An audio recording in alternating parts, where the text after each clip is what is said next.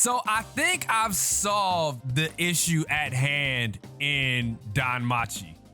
I'm capping. I think I figured it out a little bit, right? I think I figured out the Ryu situation just a little bit, just based off of a lot of what we've learned today. Episode 7 was very enlightening. From the little bit of time that we spent with Asfi, it wasn't long, but in that short span, we learned a little bit, and we knew that, you know, she was a part of the Estrella family, and she's been trying to find the people responsible for, you know, taking out her familia, right? All of that helped me understand the situation even more. So let's actually go through this. And by the way, we got more fan service this episode than I was prepared for. That beginning caught me off guard 100%. But let's get into this shit because this episode was really dope. And I want to start off with Cassandra because everybody is always downplaying Cassandra. You know what I mean? Thinking that like her dreams are just a bunch of bullshit. Even Miak, right? He even knows like, yeah, man, she got foresight. She can see things that us gods can't even see. So Cassandra in her own way went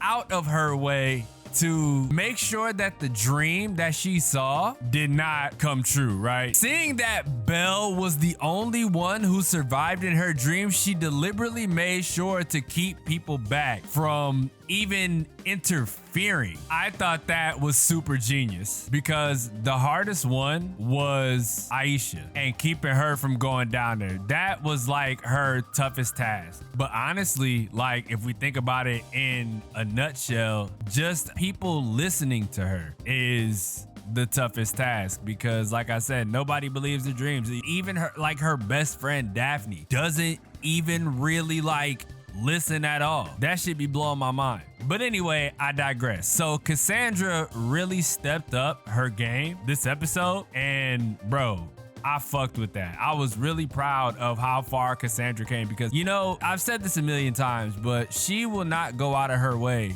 to make people understand her dreams, right? She won't do that. But this one, she was so emphatic about it that, you know, everybody had no choice but to listen, even though, you know, she was capping. And regardless of whether or not she was capping, right? She was making sure the survival of the party was the numero uno priority, bro. That shit was super dope. Next, I want to go into Ryu.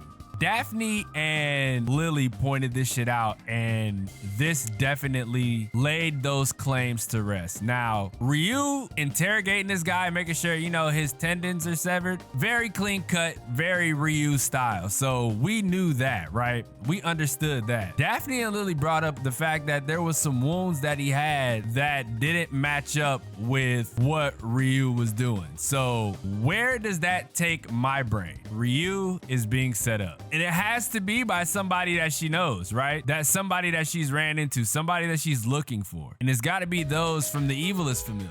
It kind of screams a wolf in sheep's clothing situation that somebody amongst those group of adventurers down there, they're in on this. Everything just seemed too fishy in the first place. Because think about it. Belle pointed this shit out when we were having our little powwow, right? During the battle with the giant, right? At the end of the first season, everybody's seen Ryu. Everybody knew how much work Ryu put in. How the fuck did you like not know that that was Ryu leaving? You guys just are under the assumption that it's Ryu. I started piecing things together because they started using a lot of phrases that would not only rally the troops, but also, you know, get people psyched up to believe what the fuck is happening, right? So not only did they continuously repeat Gale Wind, right? Because that's what everybody knows her by, and that's where a lot of the fear comes from. She also has a huge bounty on her head. Bro, these are all keywords to get people, you know, to antagonize Ryu and go attack her. So they bring up the bounty. They bring up that, you know, the reason she was blacklisted is because she was killing people that had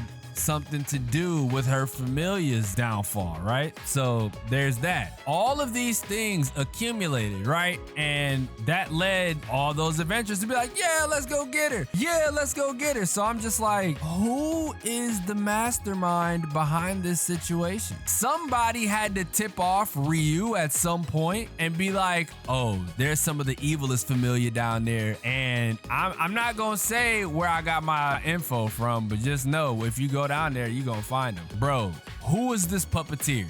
There's gotta be a puppeteer somewhere around here, bro. Somebody is trying to do some fuck shit. Somebody is trying to set Ryu up. And honestly, I don't like it because I am a huge Ryu stan, bruh. And then the moment with Asfi, right? Like the whole Asfi thing, she knows just like what this means to her. And whenever she has her sights set on something, she's going to go do it, regardless of the situation, right? Regardless of the fucking situation, she's going to go do it. So I don't know, man. I feel like this setup is kind of crazy, and I feel like Bell is going to find out sooner than later, because that conversation he had with Aisha, as short as it was very important.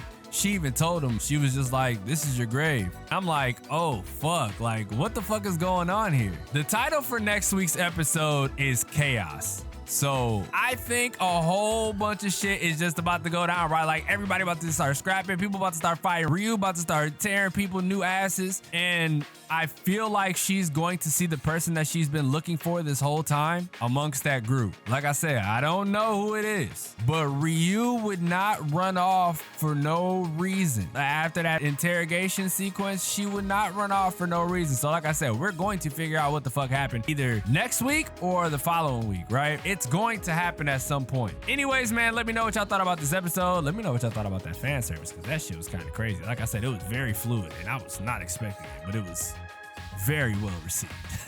Leave a like if you enjoyed, subscribe if you're new. I am fucking up to my neck in videos, so bear with me. Health is a little still all over the place. Still trying to figure out what the fuck is going on. Still trying to fix my sleep schedule. Still trying. I think what I need to do is just I need to add like a routine to my everyday life. So we're gonna be figuring that out. Hopefully, like I said, y'all enjoyed the episode. And with that being said, it's your boy DanMachi, and I will catch you guys in the next episode.